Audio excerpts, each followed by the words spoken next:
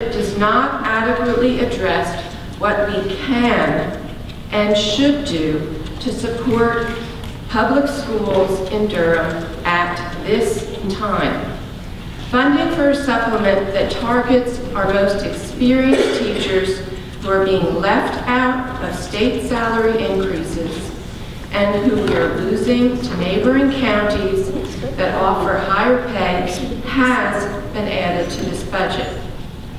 But what it leaves out is the $300,000 for extracurricular stipends, again, a local, not state funding responsibility, a meager compensation for the countless hours coaches, drama, chorus, band directors, and others spend with our children after school, at night and on the weekends, teaching them skills, providing mentorship, and often the incentive to stay engaged in school, or even paving a future pathway to a college scholarship.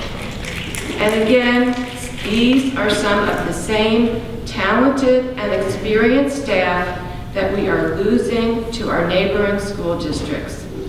In addition, our board can make the choice to provide $750,000 for a minimum 1% supplement for our classified school workers, our bus drivers, custodians, and cafeteria workers who provide vital services but are some of the very people in our community living at or just above the poverty level.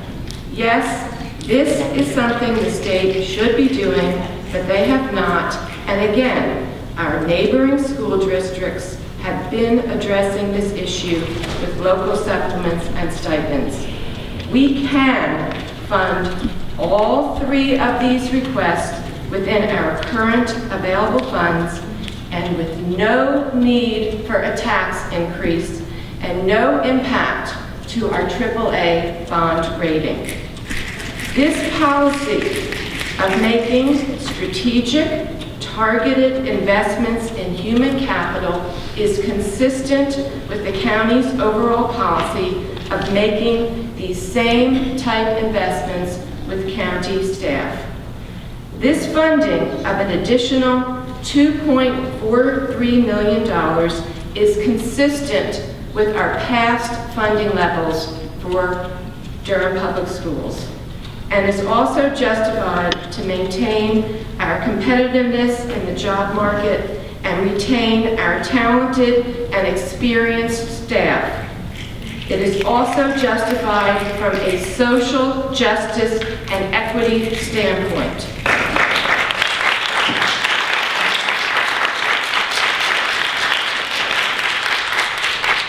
Our teachers and our school workers are underpaid.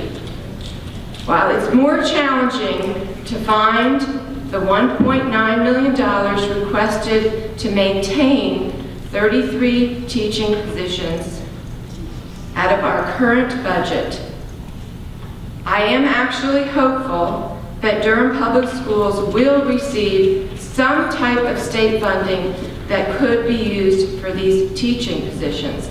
This is actually made possible by the preemptive approach of Durham Public Schools in their budget. They have made such deep cuts, including 66 non-teaching positions, to protect drivers' education and teaching assistants. Because year after year, we have seen the state push more funding to the local level and more unfunded mandates, including dramatic cuts for assistant teachers, which, by the way, is what the $19 million of that budget was used to fund teacher assistants in Durham Public Schools. We have not had the losses that other school systems have had. So that actually, ironically, Durham Public Schools budget, which is already cut to the bone to prepare for this, will most probably be in a position to benefit from some additional unexpected funding, with the House wanting to fund driver's ed and teaching assistants. the Senate wanting to fund more teachers for the lower early grades, we will probably end up with something. At a time when our public education system is under attack from the state government and Durham Public Schools is having to do more with less, we, the Board of County Commissioners, needs to do all that we can to support our teachers and our school workers, the people who spend all day working with our children. We have heard from the many citizens of Durham. The overwhelming message is that the people in our community support our schools, and they want our tax dollars to be used to support our schools. This current budget does not reflect what can and should be done at this time to fairly and adequately support our schools, and therefore I cannot support this proposed budget.